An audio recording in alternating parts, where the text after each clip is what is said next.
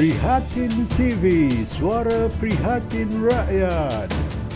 Rakyat akar umbi masih terima Muhyiddin.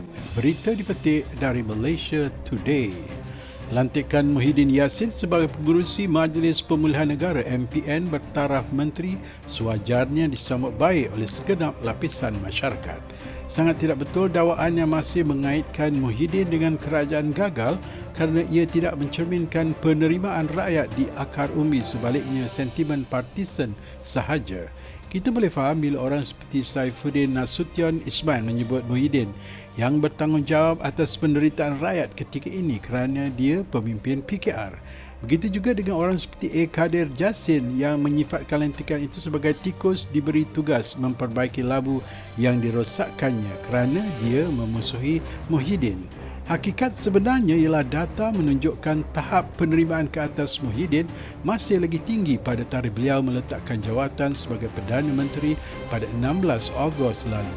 Ini terbukti dari kaji selidik Merdeka Center pada 10 hingga 12 Ogos lalu yang menunjukkan tahap penerimaan ke atas beliau berada pada 52% dengan 74% Melayu teguh menyokong beliau. Beliau juga terbukti tetap popular dalam kalangan rakyat walaupun selepas meletakkan jawatan dengan hantaran Facebook beliau mendapat sambutan hangat daripada para pembaca. Hantaran Facebook bertajuk Amanat Terakhir Tan Sri Muhyiddin kepada pegawai pejabat Perdana Menteri contohnya mendapat 22,000 komen, 41,000 perkongsian dan 215,000 sukaan. Lebih mutakhir adalah kenyataan media penerimaan lantikan sebagai pengerusi MPN yang mendapat 6,200 komen, 2,700 perkongsian dan 68,000 sukaan yang membuktikan sokongan kepada beliau. Amat malang sekali bila beliau terpaksa meletakkan jawatan sebagai Perdana Menteri bukan kerana gagal mendapat sokongan rakyat, tetapi kerana penarikan balik sokongan ahli-ahli parlimen tertentu. Begitulah juga dengan imej kerajaan gagal yang terus-menerus cuba dipalitkan kepada Muhyiddin, walaupun beliau telah berusaha sedaya upaya melakukan yang terbaik sepanjang pemerintahan beliau.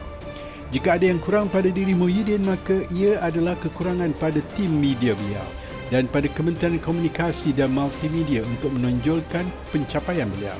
Seperti yang ditulis oleh Jeremiah Lee TS dalam portal Malaysia Kini, we admire Muhyiddin because he was always quiet and focused. He was a person of action, not just empty talk. Sambung Jeremiah lagi, Muhyiddin knew he was here to serve and that is what he did. He worked quietly for the people and this is what we admire and want. Seperti yang disebut oleh Muhyiddin sendiri dalam amanat terakhir sebagai Perdana Menteri beliau, tugas dan tanggungjawab yang terpaksa dipikul agak luar biasa. In most difficult of times, in unprecedented times. Bagaimanapun dalam tempoh 17 bulan beliau telah buat apa yang beliau fikir diperlukan untuk menyelamatkan nyawa rakyat jelata, menentukan mereka ada makan di atas meja dan nyawa mereka selamat. Terang Muhyiddin, Jemaah Menteri yang saya bentuk dan kerajaan yang telah terbentuk selama ini kerja tak ada apa. Covid, siang malam, pagi subuh tengok berapa data angka.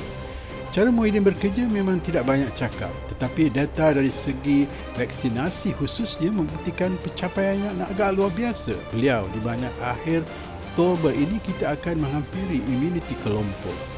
Jangan lupa bahawa Muhyiddin lah yang memulakan inisiatif MPN bermula dengan mesyuarat pertama Jawatankuasa Khas Kabinet mengenai Pelan Pemulihan Negara JKKPPN pada 9 Julai.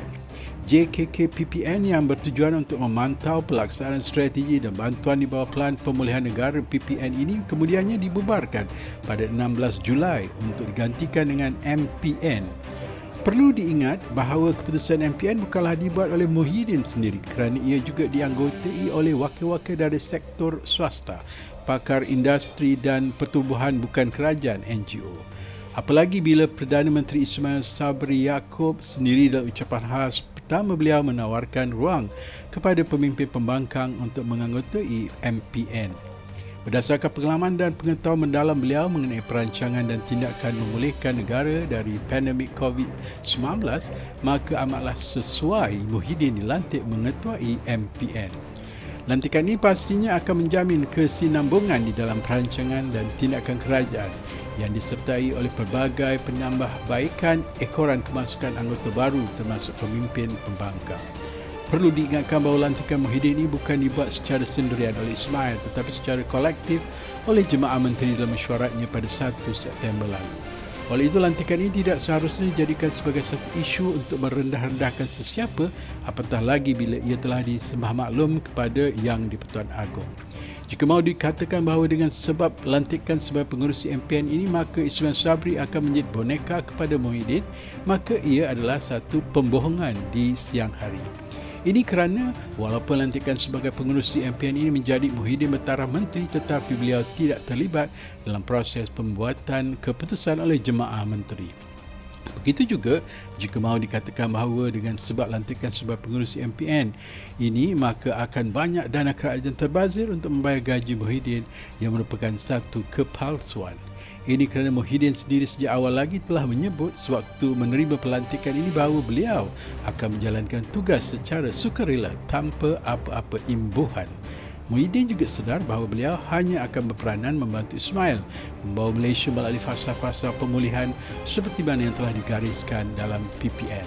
Akhirnya, lantikan ini juga adalah cerminan kepada prinsip kebersamaan Ismail dan Tita yang di-Pertuan Agong yang mahukan semua pihak agar melupakan segala perbezaan demi mencapai kesejahteraan dan kebajikan rakyat.